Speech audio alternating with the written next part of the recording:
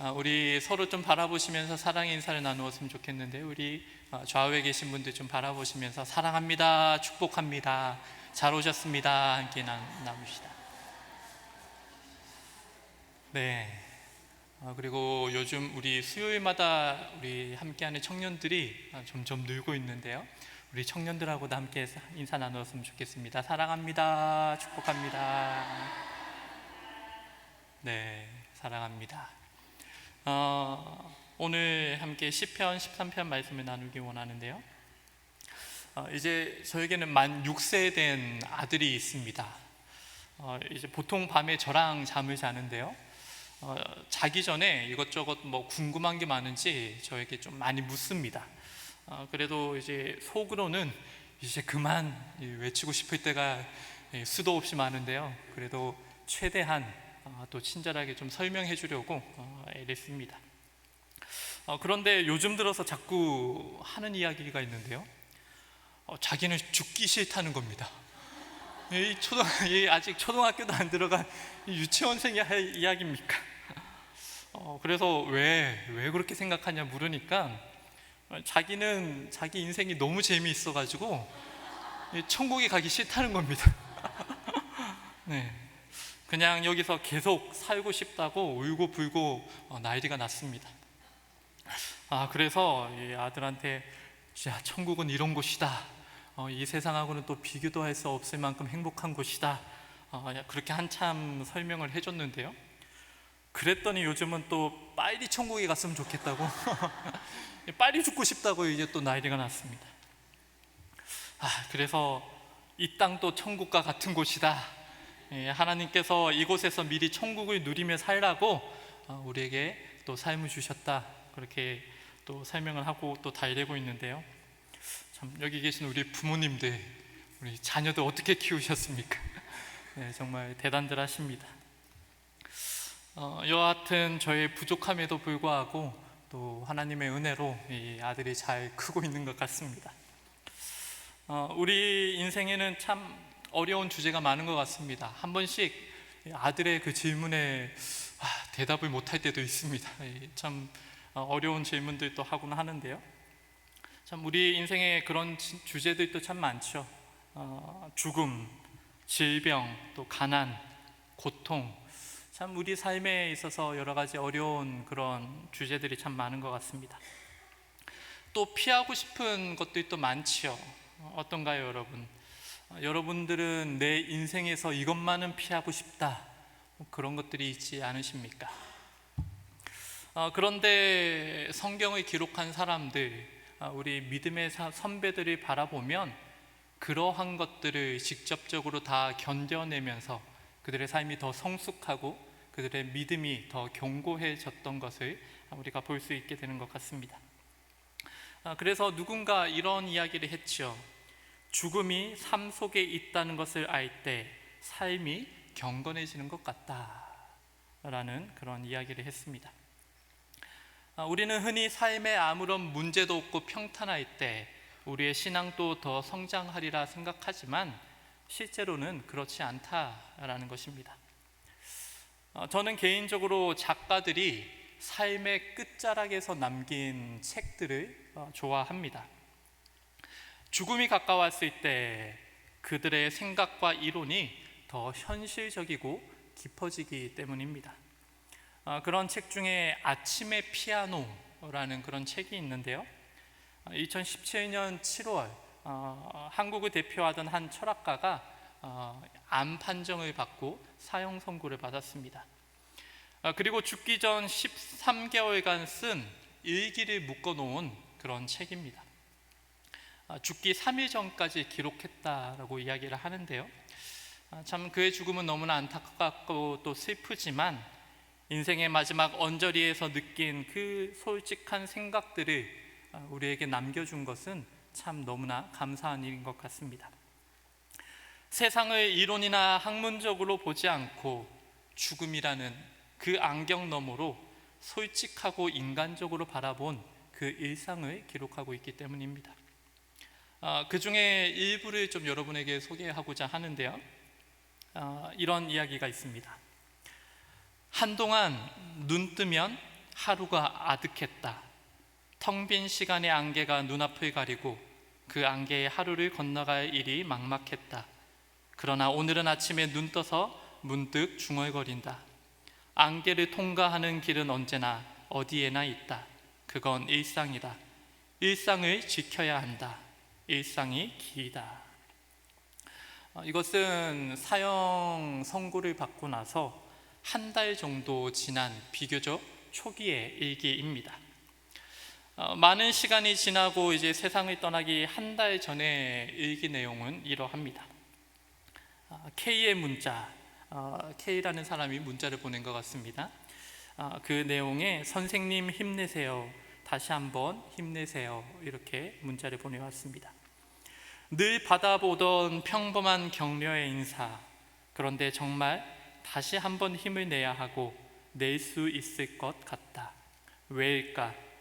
그녀도 깊은 병중이기 때문일까? 힘이 없다, 많이 힘들다. 그러나 나는 힘들다고 말하지 않는다. 그 대신 그동안 잊었던 나의 주제를 기억한다. 그래, 나는 사랑의 주체다. 사랑의 마음을 잃지 말 것, 그걸 늘 가슴에 꼭 간직할 것. 그리고 이 기록 이후로 그의 일기는 점점 짧아집니다. 그리고 이 책의 마지막은 이렇게 기록합니다. 내 마음은 편안하다. 여러분, 사람으로 산다는 것이 무엇일까요? 그것은 누군가의 말처럼 고통과 함께하는 것일 것입니다. 인종을 막론하고 종교를 가지려고 하는 이유가 무엇입니까? 그 가장 큰 이유는 고통에서 벗어나고 죽음의 그 무의미함을 극복하기 위함일 것입니다. 믿는 자들에게야 죽음이 삶의 일부이지만 믿지 않는 자들에게 죽음은 허무함이고 그저 모든 것의 끝이기 때문이지요. 그럼에도 불구하고 우리 그리스도인에게도 고통과 죽음은 지대한 영향을 끼칩니다. 그래서 기독교도 과거로부터 끊임없이 질문하고 답해왔죠. 전능한 하나님께서 고통을 없애주실 수는 없나? 선한 하나님이 왜 고통을 허락하시나? 고통은 하나님의 심판인가? 끊임없이 질문하고 그 답을 찾아왔습니다. 그러나 이론과 실제에는 분명한 괴리가 존재하지요. 이론적인 답을 찾는 것은 우리의 삶에 있어서 분명히 필요합니다. 고통 속에서 방향을 잃지 않도록 우리를 도와주기 때문이죠. 그러나 간극이 존재한다라는 것입니다. 사람마다의 그 회복 시간의 간극이 존재하죠. 감정의 간극이 존재합니다. 또 사람마다 고통에 대한 경험이 다르다라는 것입니다. 그것을 무시하고 그저 고통 중에도 무조건 감사하라 라는 답만 제시한다면 오히려 폭력적인 충고로 끝이 나고 말 수도 있다라는 것입니다. 그 이유가 무엇입니까? 우리 삶의 고통은 너무나 생생하기 때문입니다. 더불어 감정과 공포, 두려움이 뒤섞여서 혼란스럽기 때문이지요. 실제로 고통은 주로 감정과 깊이 결합하기에 단순하지가 않습니다. 같은 사건이라도 사람마다 느끼는 감정이 다르죠. 생각도 다릅니다. 사람마다 겪는 고난의 정도와 그 깊이도 차이가 납니다. 그런데 그들을 위로하는 사람들은 어떠합니까? 실제로 비슷한 고통을 경험해 봤을 수도 있습니다. 그보다 더한 고통을 경험하기도 했지요. 그런데 대부분 그 고통의 시간을 다 지내왔고 통과했고 감정은 이미 소강된 상태인 경우가 많습니다. 그래서 다른 누군가를 위로한다고 할 때 그들의 감정은 고려하지 않고 그저 정답만 제시하는 경우가 많죠. 뭐라고 위로합니까? 내가 다 겪어봤는데 위로해야 된다. 그거 다 별거 아니야. 다 지나가. 더 기도해봐. 이런 짤막한 대답을 할 때가 많다라는 것이죠. 물론 그들의 충고나 위로는 거짓이 아닙니다.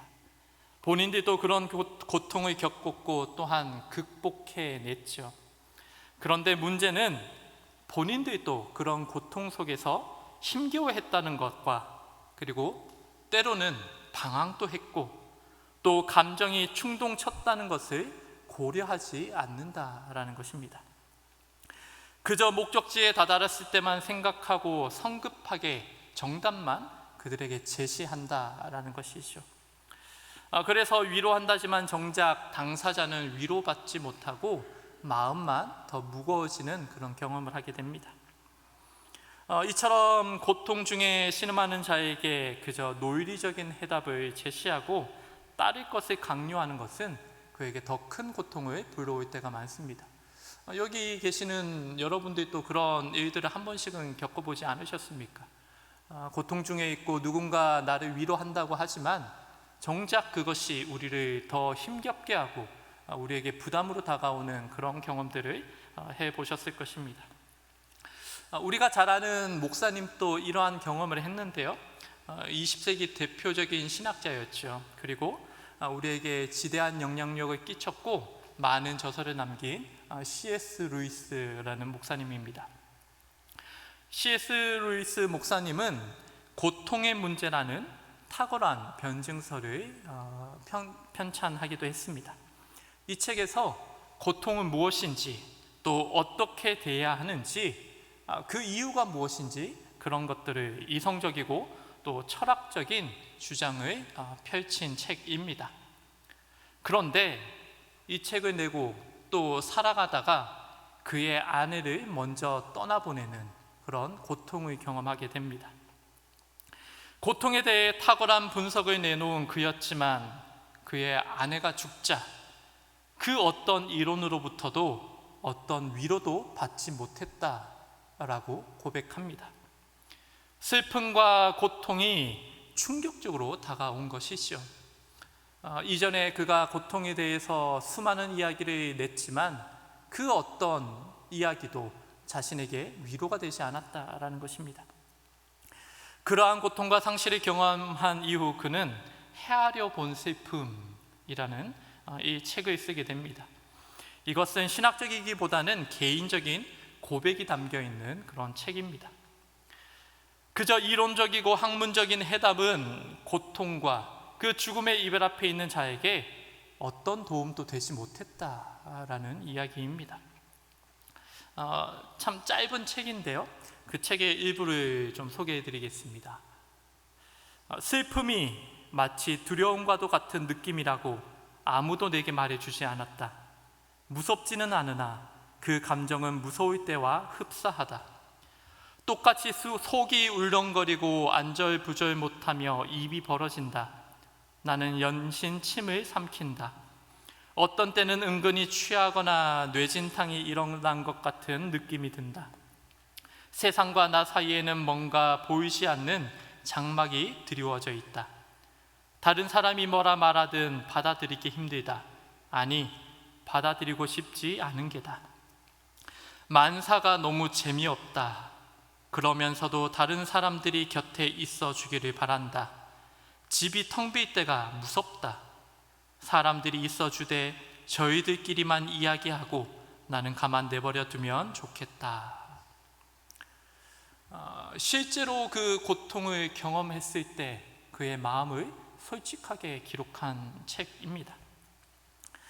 이처럼 고통이란 나 이외의 타자를 볼 수 있는 여유를 앗아갑니다. 또한 고통에서 비롯되어 머릿속에서 벌어지는 생각들이 실제인지 허상인지 혼란스럽게 만듭니다. 그리고는 누군가를 지목하여 이 모든 고통의 원인이 너라고 그렇게 탓하게 하면서 이런 모든 과정을 반복하는 중에 자기 자신을 미화하며 또 정당화하게 됩니다. 결국 고통에서 헤어나오지 못하면 가장 사랑하는 사람까지도 고통으로 몰아넣게 되는 것이죠. 이런 고통 속을 지날 때 우리는 어떻게 해야 할까요? 사실 고통에 대한 완전한 답은 결코 찾을 수 없을 것 같습니다. 설령 훌륭한 답을 찾았다 할지라도 사람마다 경험하는 것이 다르기 때문에 모든 상황 가운데 접목할 수 있는 그런 만병통치약은 되지 않을 것입니다.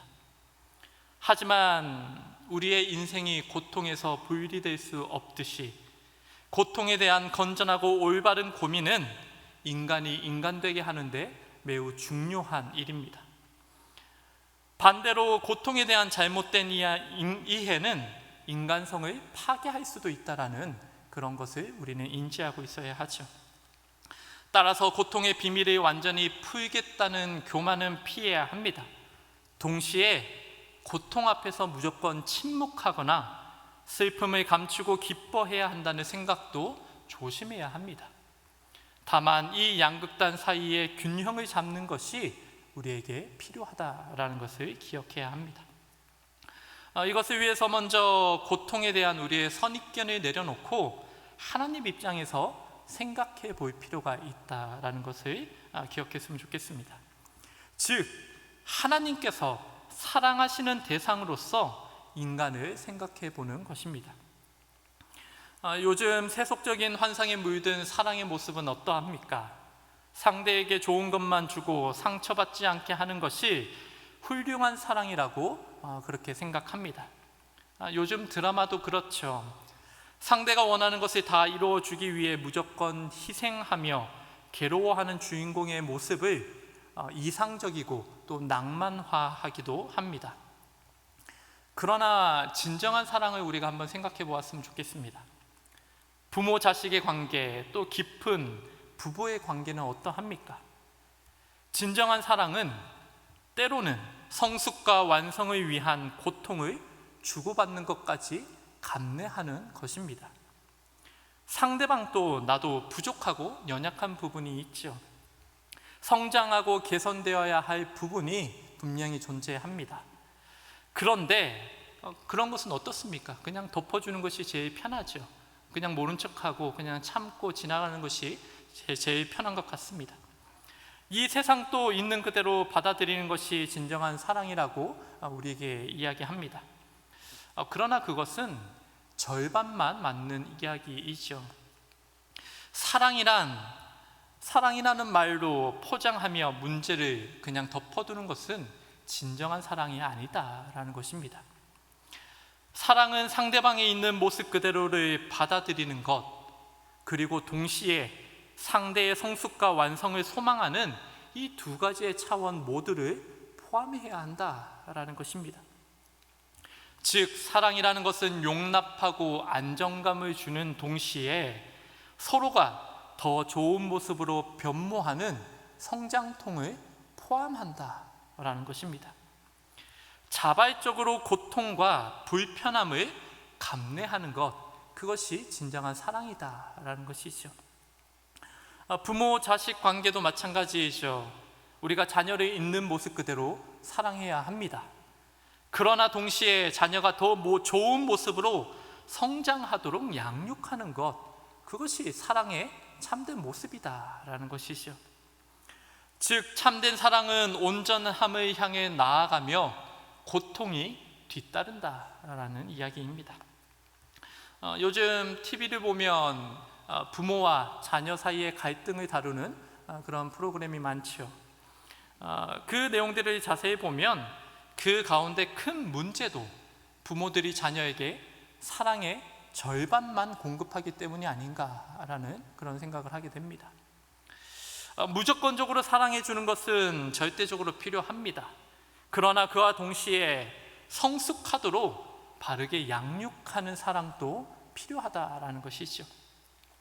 만약 부모가 자식을 무조건 옳다고만 하고 인격적인 성숙은 관심도 없고 그저 사회에서 성공하기만 바라면 어떻게 될까요?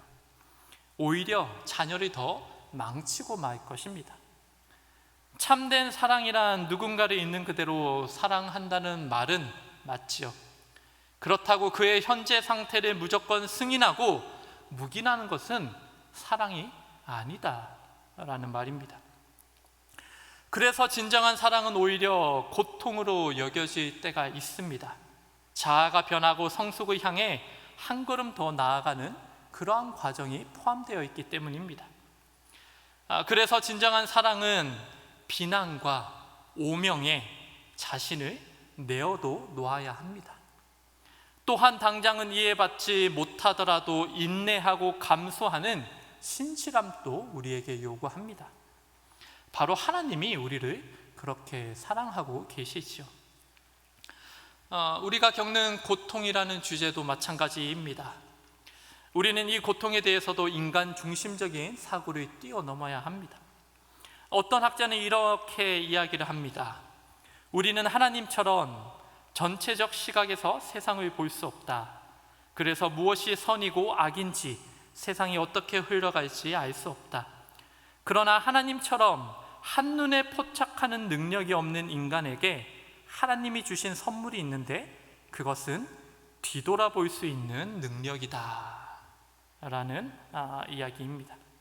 여러분, 이것이 무슨 말입니까? 고통받을 때는 그저 아픔에서 벗어나는 것이 우리의 목적인 때가 많죠. 그래서 주변을 돌아볼 여유가 없습니다. 왜 내가 이런 고통을 받는지, 왜 이런 상황이 나에게 처했는지 생각할 여유도 없습니다. 그런데 시간이 훨씬 지나고 그 일로 더 이상 고통스럽지 않을 때가 되면 고통에 대해서 생각해 볼 여유가 생기는 것이죠. 그때야 그것이 내 삶에 어떤 영향을 끼쳤는지 돌아볼 수 있다라는 것입니다. 그래서 그 당시는 죽을 것만 같았는데 후에 돌아보니 그 괴로움조차 선하게 사용되었다라는 것을 깨닫고 고백하게 되는 것입니다. 반대로 당장은 좋은 일 것 같던 그 사건이 시간이 지난 후에 보니 오히려 내 인생의 독과 같은 그런 것이었다는 것도 우리가 깨닫게 된다라는 것이죠. 따라서 고통 속에서 하나님의 뜻을 억지로 해석하려고 하기보다 하나님의 선하심을 신뢰하는 것이 중요하다, 그것을 기억해야 한다라는 것이죠. 그 시간이 길어지고 고통이 깊어질지라도 하나님은 선하시다라는 믿음을 가져야 한다라는 것입니다. 그래서 일희일비하는 태도를 버리고 삶을 지그시 관조하며 바라볼 그 믿음을 가지는 것이 우리 삶에 필요하다라는 것입니다. 시편의 상당수가 이러한 내용을 담고 있습니다. 시편은 우리가 잘 아는 것처럼 기도와 찬양 그리고 묵상의 모음집이지요. 성경의 다른 책들과는 조금 다른 특징을 가지고 있는데요. 모세오경 그리고 역사서들은 어떤 내용을 담고 있습니까? 이스라엘 백성을 향한 하나님의 구원의 행동을 우리에게 보여줍니다. 그리고 예언서들은 백성을 향한 하나님이 주신 말씀들을 기록하고 있죠. 반면에 이 시편은 하나님의 행동과 말씀에 대한 백성들의 응답이 기록되어 있습니다. 즉 오경과 역사서 그리고 예언서는 위에서 아래로 하나님에게서 인간으로 향한다면 이 시편은 아래에서 위로, 즉 인간에게서 하나님으로 향한다라는 것입니다. 즉 시편은 이스라엘 사람들의 신앙 고백 모음집과 같다라는 것이죠. 따라서 신앙인들의 현실적인 모습을 상상하고 또 어림집어 볼 수 있도록 도와준다라는 것입니다. 우리가 흔히 시편 하면 어떤 시편을 생각합니까? 시편 1편, 또 23편 이렇게 또 좋은 시편들만 생각합니다. 그리고 그러한 내용들을 토대로 이 시편에는 하나님께 감사하고 찬양하는 내용이 주로 이룰 것이다 라고 생각하죠. 그런데 시편에는 더 풍성한 내용이 많이 담겨 있습니다. 찬양, 감사, 탄원, 제왕시 등 다양한 내용을 담고 있는데요. 그 중에 오늘 읽은 이 시편 13편은 대표적인 탄원시, 탄식시에 해당합니다. 하나님 앞에 탄원하고 탄식하는 내용이라는 것이죠. 우리 생각과 달리 시편에서 가장 많은 내용을 담고 있는 것은 탄식시입니다. 하나님 앞에 탄원하는 내용, 이것이 시편의 3분의 1을 차지하고 있습니다. 150편 중에 50편 이상이 하나님 앞에 탄식하고 있는 내용이다라는 것이죠. 그래서 이 탄식시를 시편의 등뼈와 같다라고 그렇게 이야기하기도 합니다. 그리고 이 탄원시 중에는 그 저자가 그 주 대상이 개인인지 또 공동체인지에 따라서 개인 탄원시인지 또 공동체 탄원시로 그렇게 나누는데요, 그 시의 구성 요소는 이와 같습니다. 첫째로 하나님에 대한 부름이 있고요, 그리고 불평과 탄원의 내용이 나옵니다. 그리고 하나님께 도움을 요청하는 내용과 하나님에 대한 신뢰 그리고 확신의 내용이 나오고요, 마지막으로 찬양과 맹세의 내용이 그렇게 나옵니다. 이 시편 13편은 이 모든 내용을 다 담고 있는데요, 좀 더 원어적으로 번역한 시편 13편인데 우리 자막을 통해서 우리 같이 한번 읽어보도록 하겠습니다. 여호와여, 언제까지입니까? 나를 영원히 잊으시렵니까? 언제까지 나를 외면하시렵니까? 언제까지 나의 영혼이 고뇌해야 합니까? 언제까지 나의 마음이 고통 가운데 있어야 합니까? 언제까지 내 앞에서 의기양양한 원수의 꼴을 보아야 합니까? 여호와 나의 하나님, 나를 굽어 살피시고 응답하여 주십시오. 나의 두 눈을 밝혀 주십시오. 내가 죽음의 잠에 빠질까 두렵습니다. 나의 원수가 내가 그를 이겼다 하고 말할까 두렵습니다. 내가 흔들릴 때 나의 대적이 기뻐할까 두렵습니다. 그러나 나는 주의 한결같은 사랑을 의지하였으니 나의 마음은 주의 구원으로 기쁨이 넘치게 해주십시오. 여호와께서 나를 너그럽게 대하여 주셨으니 나는 주님을 찬송하겠습니다. 아멘. 이 시편에서 원수라고 이야기하는데요, 많은 학자들은 이 원수라는 것은 죽음이라고 짐작을 합니다. 시편의 기자는 눈이 흐려졌고 또 건강은 악화되었고 슬픔 중에 있습니다. 그러나 그 가운데 있는 이 시편의 기자는 그저 단순히 건강만을 위해 기도하고 있지 않습니다. 더 나아가 주님과의 친밀한 교제를 회복하도록 기도하고 있죠. 더불어 원수가 내가 이겼다라고 말하면서 나의 하나님을 모욕하는 것을 두려워하고 있음을 보게 됩니다. 단순히 자신의 문제에만 함몰되어 있지 않다라는 것이죠. 그런데 탄식하고 절망하던 시인이 어떻게 갑자기 이런 믿음의 고백을 할 수 있는 것일까? 그것은 과거의 수많은 고통 속에서 경험했던 그 하나님의 성실하심에서 비롯된다라는 것이죠. 즉 과거의 경험을 토대로 암울한 현실을 뚫고 나가고 있는 것입니다. 그리고 그것을 토대로 보이지 않는 미래에 대한 희망도 가지고 있다라는 것이죠. 이러한 시편을 읽을 때 중요한 것은 이 시의 자간과 행간 사이를 읽어야 한다라는 것입니다. 즉 이 고백 가운데 존재하는 역사적인 시간을 이해해야 한다라는 것입니다. 사실 이런 시편을 보면 여러분 어떤 생각이 드십니까? 정말 훌륭하다, 맞는 소리다, 그래야 하지, 이 정도로 이러한 생각에 머물기 쉽죠. 나는 아직 고통에서 해결되지 않고 여전히 내 고통은 길고 긴 것만 같은데 시인은 어떻게 저리 빨리 탄식에서 믿음으로 옮겨갈 수 있는 것인가, 그런 괴리를 느끼게 됩니다. 심지어 시인의 고백은 마치 고통 중에 있는 우리의 감정은 무시하고 그저 정답만을 강요하는 사람들처럼 느껴질 때도 있습니다. 그래서 속으로 그렇게 말하기도 하죠. 그걸 누가 모르나, 그렇게 하나님 찬양해야 하는 거 알지. 그런데 이런 생각은 그 속에 담긴 이 시인의 시간을 고려하지 않았기 때문입니다.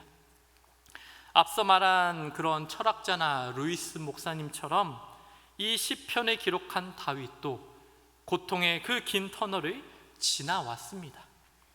섬기던 왕이 질투에 눈이 뒤집혀 다윗을 죽이려 해서 끊임없이 도망쳐 다녔죠. 믿었던 사람들의 배신으로 또다시 도망 다닙니다. 죽음의 두려움 속에 어둡고 축축한 동굴에서 지낸 시간이 수도 없이 많습니다. 자신을 따르던 자들에게 비방과 저주의 소리도 들었고 왕이 된 이후에 자신의 아들 압살롬으로부터 반역을 경험하기도 합니다. 목숨을 부지하기 위해 적군의 나라에 들어가 미친 척하며 구걸하기도 했습니다.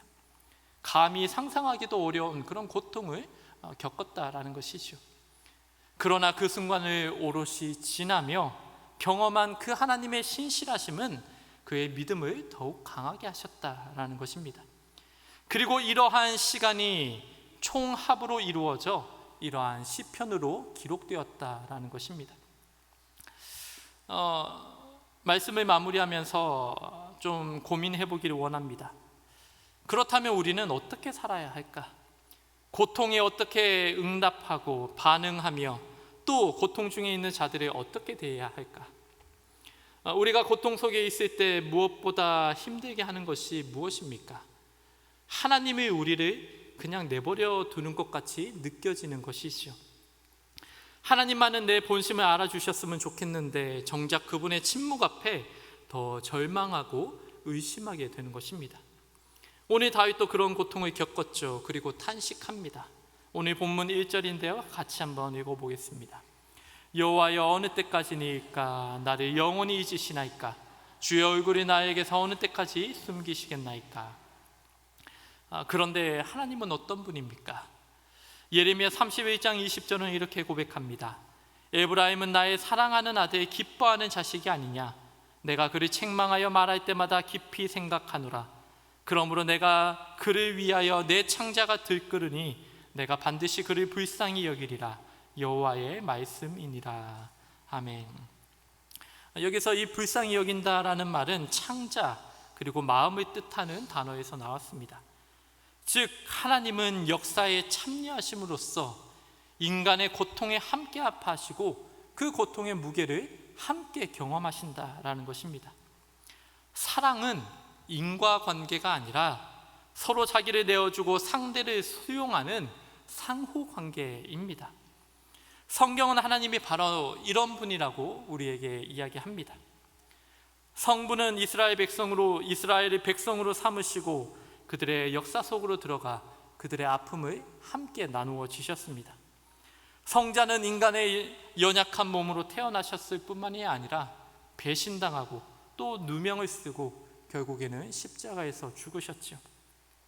성령은 우리 안에서 함께 탄식하며 지금 또 친히 우리를 위해서 간구하고 계신다 이야기합니다. 고통당할 수 없는 존재가 하나님이십니다. 그런데 그런 존재가 스스로 고통당하셨고 지금 또 고통당하고 계신다라는 사실, 그것이 곧 하나님이 우리를 사랑하신다는 가장 큰 증거이다라는 이야기입니다. 그리스도인은 고통을 고통 그 자체로 보는 사람이 아닙니다. 우리는 삼위일체 하나님의 사랑과 그 사랑으로부터 잉태된 예수 그리스도의 십자가 사건을 통해 우리가 겪는 고통을 이해해야 합니다. 그래서 다윗처럼 탄식으로 시작할지라도 기도와 믿음으로 끝나야 한다라는 것입니다. 동시에 우리는 고통 중에 있는 자들을 어떻게 대해야 할까요? 우리 주변에는 고통 중에 있는 자들이 참 많죠. 신앙과 상관없이 우리 주변에는 늘 고통받는 자들이 있습니다. 그리고 그들을 대할 때 우리는 너무 쉽게 답을 말하고 그것을 따라오라고 강요합니다. 고통 중에 가장 큰 고통은 무엇입니까? 아마 사랑하는 이를, 가족을 떠나보내는 일일 것입니다. 그런데 많은 경우 그러한 사람의 애도를 비정상적인 상태로 치부하며 극복해야 할 문제거리로 치부할 때가 많습니다. 그만 울어라, 좋은 곳에 가셨으니 이제 그만 울고 정상적인 삶으로 돌아오라고 재촉합니다. 그런데 이것은 건강한 위로가 아닙니다. 의도가 아무리 선할지라도 당사자에게는 폭력적으로 다가올 때가 많다라는 것입니다. 정신분석학자 지그문트 프로이드는 애도에 대해서 중요한 이야기를 하는데요, 애도는 사랑하는 대상을 잃고서 나오는 자연스러운 반응입니다. 그래서 그 현상이 아무리 극렬할지라도 특별한 치료를 필요로 하지 않는다라고 이야기합니다. 아니 어쩌면 특별한 치료 방법이 없다고도 이야기를 하는데요, 오히려 충분히 슬퍼하면 시간은 걸리지만 다시 일반 일상으로 돌아올 수 있다라고 그렇게 이야기합니다. 반면에 상실의 후유증으로 외부 세계에 적절히 반응할 수 있는 그 능력을 잃어버릴 수도 있는데요, 이 상태가 우울증이다라고 이야기합니다. 그런데 이 프로이드는 애도에 실패할 때 우울증으로 이어진다라고 그렇게 이야기를 합니다. 슬픔을 억누르고 고통을 참는 것이 오히려 더 큰 불행으로 이어진다라는 이야기입니다. 그런데 가만 보면 삼위일체 하나님도 우리를 그렇게 위로하셨다라는 것을 볼 수 있습니다. 흔히 하나님께서 고통 중에 우리와 함께 계신다라고 우리가 그렇게 고백하죠. 그런데 그 의미가 무엇일까요? 우리가 충분히 슬퍼하고 애통하며 심지어 하나님을 원망할 시간과 공간을 우리에게 마련해 주신다라는 의미입니다. 하나님은 우리의 고통으로부터 비롯되는 분노와 좌절, 우울과 눈물을 인내해 주시며 그 긴 터널을 우리가 지나올 수 있도록 묵묵히 기다려 주신다라는 이야기입니다. 때로는 입에 담기도 힘든 말로 하나님을 저주할지라도 묵묵히 욕받이가 되어 주신다라는 것이죠. 십자가 위에서 벌거벗겨져 모욕당하셨던 그 주님이 고통 중에 아파하는 이들을 위해서 여전히 자신을 우리에게 내어주신다라는 말입니다. 그것이 사랑이기 때문이죠. 우리는 지니의 램프처럼 우리의 문제와 갖가지 감정들이 단번에 해결되기를 원하죠. 고통도 기도하는 시점을 기준으로 해서 완전히 단번에 해결되기를 원합니다. 그런데 인간은 그렇게 단순한 존재가 아니죠. 감정도 그리 단순히 정리되는 것이 아닙니다. 만약 그렇다면 그것은 기계일 것입니다. 가만 생각해 보면 하나님은 인간에게 가장 좋은 방법으로 역사하고 계신다는 것을 우리가 생각해 볼 수 있을 것 같습니다. 우리가 충분히 회복하고 성장할 수 있도록 세심하게 우리를 위로하신다라는 것입니다. 그리고 그것을 신뢰하는 것이 믿음이다라고 이야기합니다. 여러분, 고통 순간에 있을 때, 또 고통 중에 있는 누군가를 보았을 때 우리는 먼저 하나님께서 우리를 어떻게 생각하시는지 생각해 보아야 합니다. 그러할 때 비로소 우리의 탄식이 믿음으로 변화될 것이고 또 누군가에게 참된 위로자가 될 것입니다. 여러분, 소망하기는 하나님께서 여러분에게 베푸시는 그 오래 참으시는 사랑과 그 위로를 충분히 누리시고 경험하는 여러분의 삶이 되시기를 축복합니다. 그리고 여러분이 경험한 그 은혜로 말미암아 앞으로도 닥쳐올 그 고통과 시련을 이겨내고 또 그러한 고통 가운데 있는 다른 누군가를 위로할 수 있는 그 믿음의 축복의 사람들이 다 되시기를 주님의 이름으로 축복합니다. 우리 말씀을 기억하면서 함께 이 시간 좀 기도하기 원합니다. 우리의 고통을 함께 나누어 주시는 주님, 참 세상을 살다 보면 하나님의 그 사랑을 잊어버릴 때가 너무나 많습니다. 우리의 고통 속에 파묻혀 하나님께서 우리와 함께 하심을 잊어버리고 또 세월에 묻히고 우리 삶의 그 무게에 짓눌려 하나님께서 여전히 우리와 함께 하시며 사랑하신다는 사실을 잊어버릴 때가 너무나 많음을 고백합니다. 하나님, 그럼에도 불구하고 여전히 우리와 함께 고통을 나누어 지시고 또 한결같은 사랑으로 우리를 품어주시는 주님, 하나님의 그 신실하심으로 여전히 우리를 기다려주시고 우리가 그 고통의 터널을 지나올 수 있도록 인도하여 주시니 하나님 감사드립니다. 주님, 소망하기는 그저 하나님을 원망하고 불평하는 것에서 끝나지 않길 소망합니다. 우리의 믿음이 탄식을 지나 하나님께서 여전히 우리와 함께 하셨다는 사실을 볼 수 있는 믿음까지 나아가길 소망하고, 하나님, 그러한 경험들이 한 번, 두 번 쌓여 하나님 앞으로 닥쳐올 그 고통 가운데서도 하나님을 신뢰하고 찬양할 수 있는 삶으로 나아가기를 소망합니다. 주님, 우리의 마음을 받아주시고 우리의 삶이, 우리의 신앙이 그저 지식에 머물러 있지 않게 하여 주시고, 우리의 걸음의 그 모든 걸음 가운데서 하나님을 인격적으로 경험할 수 있는 그런 우리 삶이 되게 인도하여 주시옵소서. 하나님, 그리하여 고통 넘어 하나님을 바라볼 수 있는 믿음 더하여 주시고, 또한 우리와 똑같은 고통을 경험하는 자들을 위로하고 그들과 함께 울어줄 수 있는 그런 믿음의 삶으로 나아갈 수 있도록 주여 인도하여 주시옵소서. 이제는 온 인류의 고통을 짊어지신 예수 그리스도의 은혜와 하나님 아버지의 그 성실하고 신실하신 사랑과 성령님의 동행하시며 우리를 위해 역사하심이 고통 중에 하나님을 바라며 탄식에서 믿음으로 나아가길 소망하는 우리 모든 성도님들 가운데, 각종 재난 속에 고통받고 신음하는 하나님의 모든 자녀들 가운데 지금부터 영원토록 함께 하시기를 간절히 축원하옵나이다. 아멘.